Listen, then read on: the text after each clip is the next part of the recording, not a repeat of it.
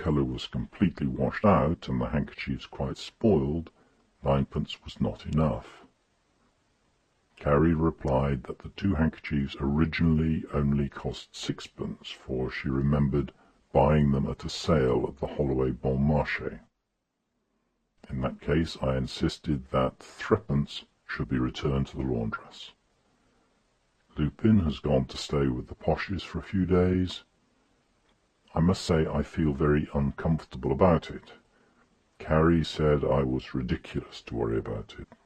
Mr. Posh was very fond of Lupin, who, after all, was only a mere boy.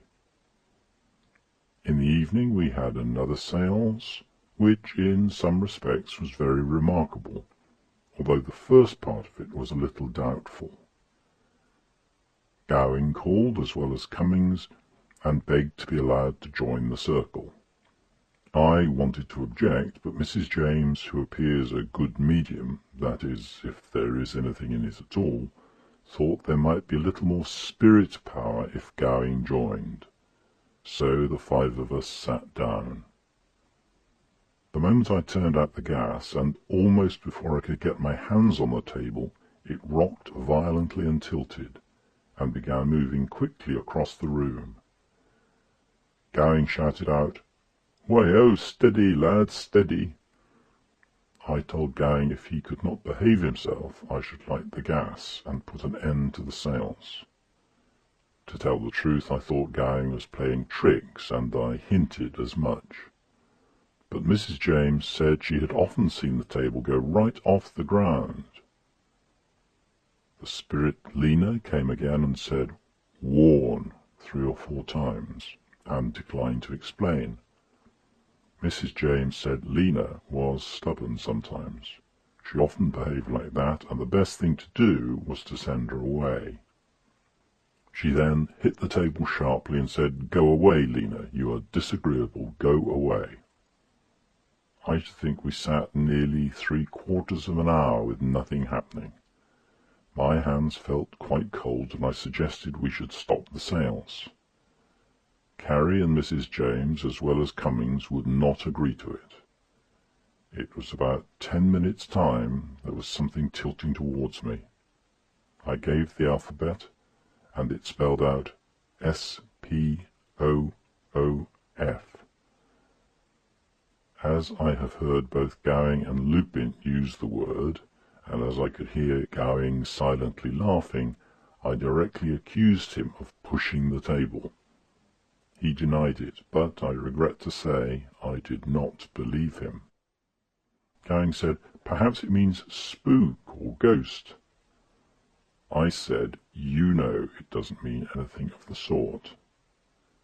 Gowing said, "Oh, very well, I'm sorry I spook," and he rose from the table. No one took any notice of the stupid joke, and Mrs. James suggested he should sit out for a while. Gowing consented and sat in the armchair. The table began to move again, and we might have had a wonderful séance but for Gowing's stupid interruptions. In answer to the alphabet from Carrie, the table spelt N-I-P-U-L, then the W-A-R-N 3 times. We could not think what it meant till Cummings pointed out that N-I-P-U-L was Lupin spelled backwards. This was quite exciting. Carrie was particularly excited and said she hoped nothing horrible was going to happen. Mrs. James asked if Lena was the spirit, and the table replied firmly no, and the spirit would not give his or her name. We then had the message, N-I-P-U-L will be very rich. Carrie said she felt quite relieved, but the word warn was again spelled out. The table then began to oscillate violently, and in reply to Mrs. James, who spoke very softly to the table, the spirit began to spell its name. It first spelled D-R-I-N-K. Gowing here said, that's more in my line. I asked him to be quiet, as the name might not be completed. The table then spelt W-A-T-E-R. Gowing here interrupted again and said, "Ah, that's not in my line. Outside if you like, but not inside." Carrie appealed to him to be quiet. The table then spelled Captain, and Mrs. James startled us by crying out, "Captain Drinkwater, a very old friend of my father's who has been dead some years." This was more interesting, and I could not help thinking that after all there must be something in spiritualism. Mrs. James asked the spirit to interpret the meaning of the word worn as applied to Nipul. The alphabet was given again, and we got the word B-O-S-H. Gowing here muttered, "So it is." Mrs. James said she did not think the spirit meant that, as Captain Drinkwater was a perfect gentleman, and would never have used the word in answer to a lady's question. Accordingly, the alphabet was given again. This time the table spelled distinctly P-O-S-H. We all thought of Mrs. Murray Posh and Lupin. Carrie was getting a little distressed, and as it was getting late, we broke up the circle. We arranged to have one more tomorrow, as it will be Mrs. James' last night in town. We also determined not to have Gowing present. Cummings, before leaving, said it was certainly interesting, but he wished the spirits would say something about him. June the 4th. Quite looking forward to the séance this evening. Was thinking of it all day at the office. Just as we sat down at the table, we were annoyed by Gowing entering without knocking.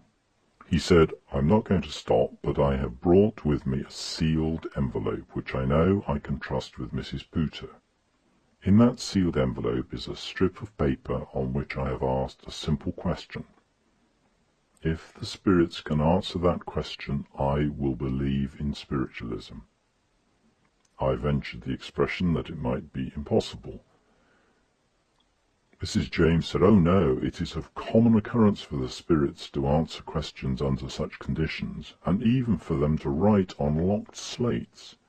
It is quite worth trying. If Lena is in a good temper, she is certain to do it." Gowing said, "All right, then I shall be a firm believer.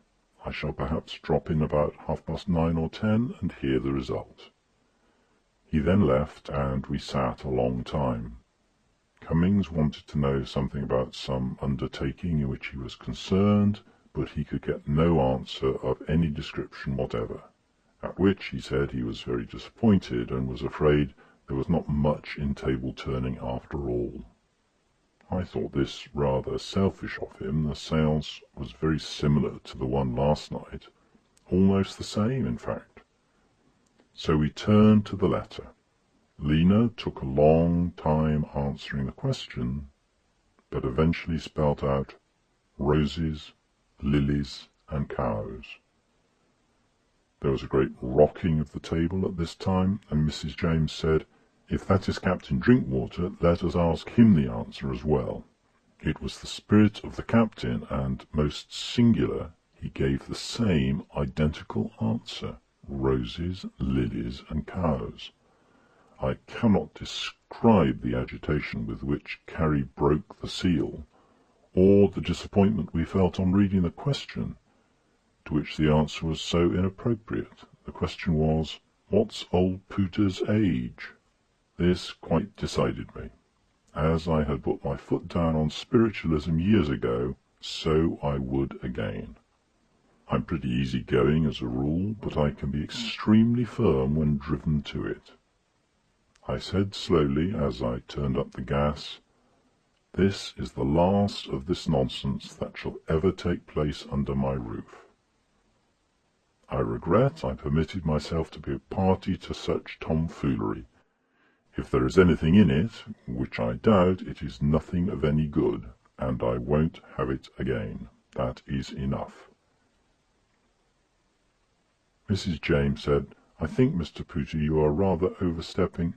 I said, "Hush, madam, I am master of this house, please understand that." Mrs. James made an observation which I sincerely hope I was mistaken in. I was in such a rage I could not quite catch what she said, but if I thought she said what it sounded like, she should never enter the house again. End of chapter.